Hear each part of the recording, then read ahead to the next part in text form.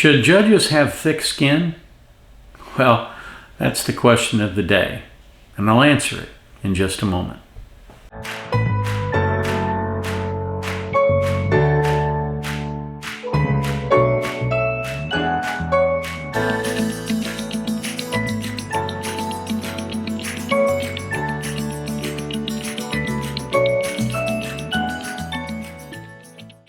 So the First Amendment, the Bill of Rights to the Constitution, the First Amendment gives you freedom of speech. I wouldn't say necessarily that it gives you freedom of speech. What it says is that the federal government shall make no law abridging freedom of speech.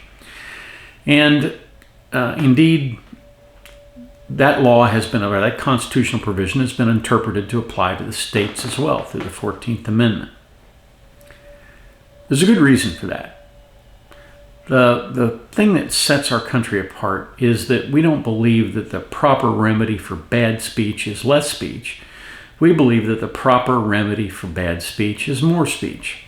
So when a bunch of Nazis marched down the streets in Chicago, we can point and laugh and think what idiots they are, and we can simply come out with our own march where we talk about the good things that are great about this country and the bad things that are terrible about what the Nazis did.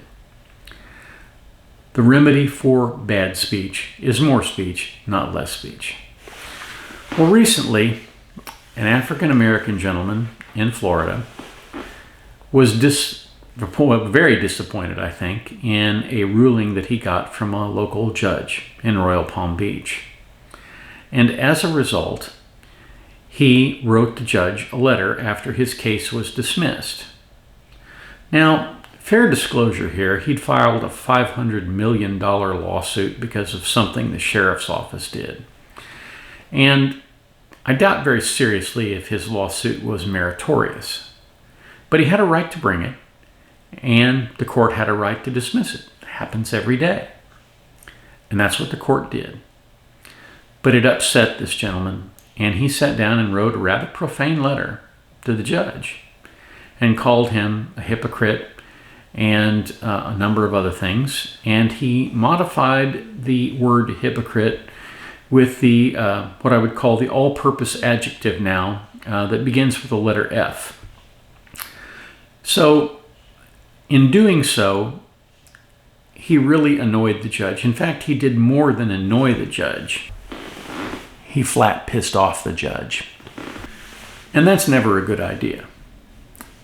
Now, technically, when the case was dismissed, the judge should have lost jurisdiction over the case. And a letter to the judge is not a filing in the court. It's just a letter to the judge. So, what most judges would do in that situation is quite simply throw the letter in the wastebasket and have a good laugh. So you think I'm an idiot. So you think I'm a clown. Okay, fine. You think that. You're entitled to think what you want.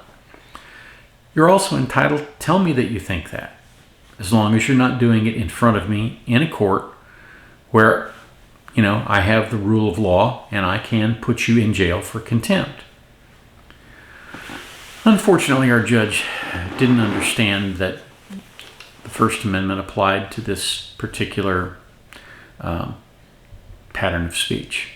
And he had the man brought in before the court, and he found him in contempt, or he charged him with criminal contempt, and another judge came in and found him guilty of criminal contempt for doing no more than voicing his opinion about the court.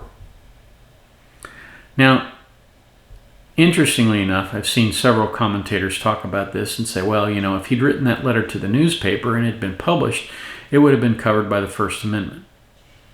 That is an absolutely ridiculous distinction to make. You absolutely have a right to tell a judge what you think of him. It's not particularly smart to do it, but you have a right to do it. You have a right to tell any politician what you think of them, and that includes judges.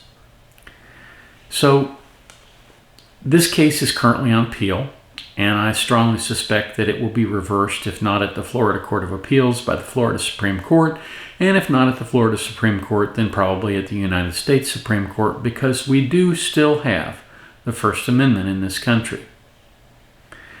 And the judge simply made an error. That's my opinion. He made an error in not ignoring the letter and getting his feelings hurt. When you put on a black robe and you sit behind a bench, you become something different than Joe on the street. Become somebody who represents the majesty of the law. And one of the things that the majesty of the law has going for it is a simple phrase: de minimis non curat lex. That means the law does not concern itself with trifles. And the opinion of a particular litigant about a particular judge is quite simply a trifle. So that's the story. If you found this interesting or that provokes some thought or some comment, I'd love to see your comments down below. If you would, I'd really appreciate it if you'd like and subscribe to my channel. And I will see you the next time here. Thanks and have a good day.